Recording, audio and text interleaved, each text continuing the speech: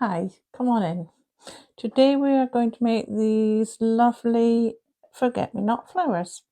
You can make them in any colour you want. I've gone with some of the classic colours, the blue, the purple and the pink. You can keep them as a single and tie them on to anything that you want to, or sew them on as an applique on to an object. Or you can put them on to wire like I have done to make them into a beautiful stalk of forget-me-nots that you can use in a bouquet or in a vase. Everything you will need for these will be in the description box down below. If you don't have everything you need at the minute, then just put it on your watch list and you can come back when you do. So to start our flower, we are going to use our lighter colour, our yellow or our cream in this case, and we're going to use a magic ring. So if you're unsure as to how to do this and need us to go through it in a little bit more detail, I do have a tutorial on my channel which takes a little bit slower and shows you a couple of alternatives, and I'll link it here on the screen for you. Into this magic ring we are going to make 5 UK double crochets, or in American terms single crochets, and just put our hook through, hook the wool, bring it back, pull over and pull through both, and we're going to make 5 of those in total. So that's 2, 3, 4 and 5. We're going to now pull our end here of our magic ring and just pull that a little bit tighter. Don't tighten it all the way or it becomes hard to work into your first stitch. And we're going to change our colour now, and so I'm going to bring in my pink. So I'm going to make this one in pink, and we simply put our hook through that first stitch, because we're going to join with the slip stitch, but if you do it this way it becomes easier to change that wool. So simply pull it through the stitch and through the loop on your hook. And this is where I actually now cut my wool. I like to wait till I've actually got the other wool on my hook. And I'm going to do 3 chain stitch. So 1, 2 and 3.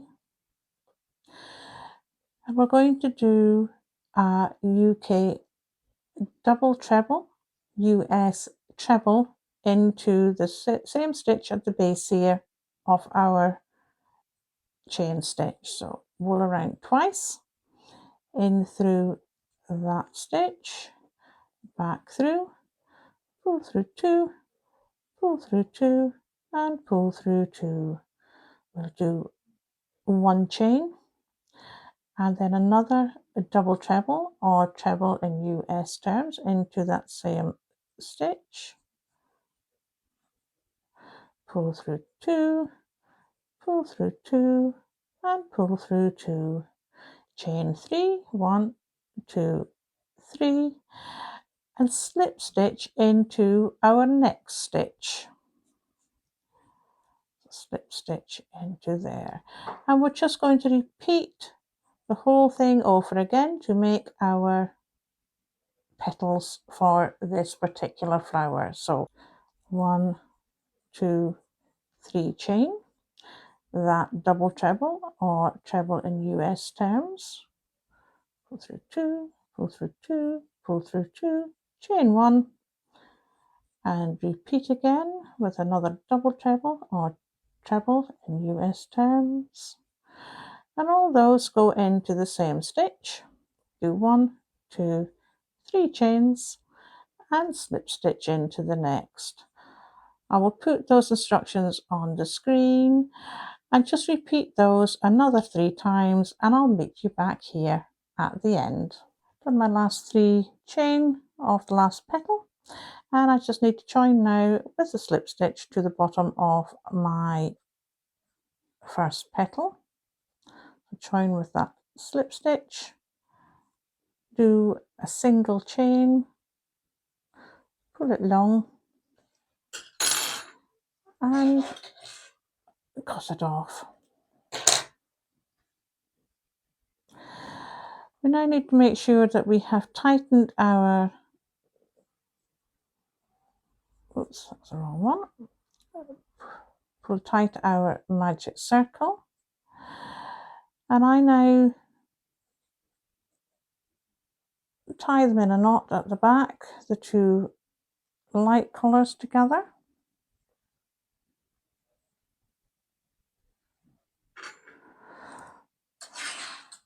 I then take a needle, and the one that I've just cut off, the one coming from the top here, I just take down through the back,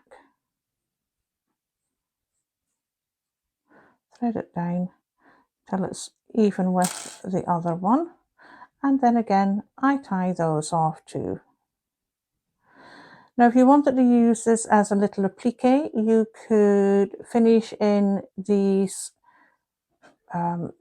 wool here, this ends here, and then use it as an applique to attach to something, but I will go ahead and show you how I attach this to make the flowers. If you're assembling them so that we can use them as flowers, either single blooms or, as I've done with this one, put them all together to make them as a spray of flowers, then what we want to do is leave the wool on the back, the ends, so that we can tie them on. I have some gardener's wire here, and I've also got some tape here which is used for making bouquets and so on. I can't remember what the name of it is, but again I will put that in the description down below. And this process is really quite simple. You simply turn it over onto its back, take your wire, put it roughly in the middle, tie your flower onto the wire using those loose ends. That's one knot. I always make a double knot.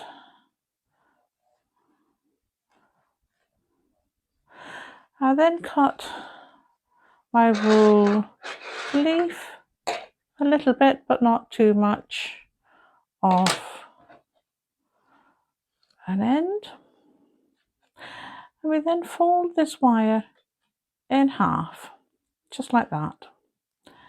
And we can wind our wool around our wire, just that little bit.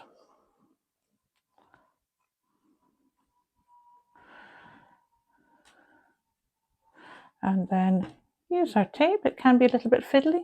I find it very fiddly when I'm on camera to do this, so excuse that. And we will just put the wool underneath the tape, and we will just wind the tape around the stem of the flower, making sure it's very snug and tight.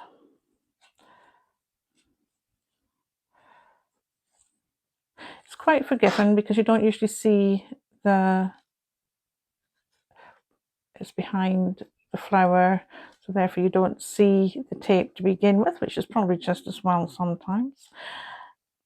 I think you get better at this as you do it more often, and obviously I do find it quite awkward sometimes to do it in front of the camera, but it's just a case of keeping going with the tape